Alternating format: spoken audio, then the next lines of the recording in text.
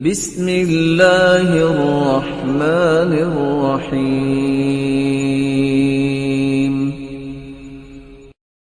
سیدنا ابو ہریرہ رضی اللہ تعالی عنہ بیان فرماتے ہیں کہ رسول اللہ صلی اللہ علیہ وسلم نے فرمایا، صحیح البخاری میں یہ حدیث موجود ہے، حدیث نمبر 6403۔ رسول اللہ صلی اللہ علیہ وسلم نے فرمایا کہ جو انسان صبح کی نماز کے بعد 100 مرتبہ پڑھے لا الہ الا اللہ وحدہ لا شریک لہ لہ الملک ولہ الحمد وہو علی کل شیء قدیر، یہ چھوٹا سا کلمہ ہے لیکن آپ صلی اللہ علیہ وسلم نے اس کی فضیلت اور مقام اور درجہ بہت زیادہ بیان کیا۔ 5 آپ نے بڑے بڑے اس کے فائدے بیان کیے۔ آپ صلی اللہ علیہ وسلم نے فرمایا جو انسان 100 مرتبہ اس کلمے کو پڑھتا ہے، آپ نے فرمایا 10 غلام آزاد کرنے کے برابر اللہ رب العزت اس کو اجر و ثواب عطا کرتا ہے۔ دوسرا فائدہ، نبی صلی اللہ علیہ وسلم نے فرمایا جو انسان یہ 100 مرتبہ یہ کلمہ پڑھتا ہے، اللہ رب العزت 100 نیکی اس کو عطا فرماتے ہیں۔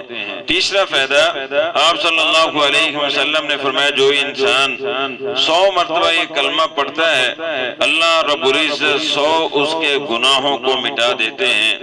اور چوتھا فائدہ، رسول اللہ صلی اللہ علیہ وسلم نے فرمایا جو انسان 100 مرتبہ یہ کلمہ پڑھتا ہے، صبح پڑھ لیا تو شام تک اللہ رب العزت شیاطین سے، جنات سے، جادوگروں سے، ہر طرح کے فتنے سے، شر سے اللہ رب العزت حفاظت فرماتا ہے۔ آج ہر بندہ جادو کی وجہ سے، شیاطین کی وجہ سے پریشان ہے، ہر دوسرا تیسرا بندہ اس چیز کا شکار ہے، لیکن جو انسان صبح کی نماز کے بعد، شام کی نماز کے بعد 100 مرتبہ اس کو پڑھ لے، صبح پڑھ لیے شام تک کوئی جن، کوئی شیطان، کوئی جادوگر اس کے قریب نہیں آ سکتا۔ شام کو پڑھ لیا تو اسی طرح صبح تک اللہ رب العزت کی حفاظت میں آ جاتا ہے، کوئی شیطان جن اس کے قریب نہیں آ سکتا۔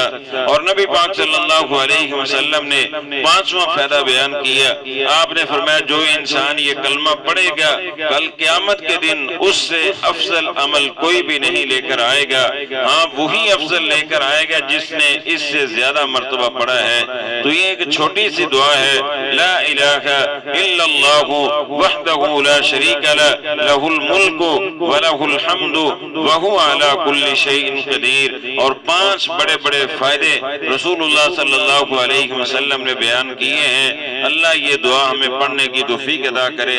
سبحانک اللہم و بحمدک اشہد ان لا الہ الا انت استغفرک و اتوب الیک۔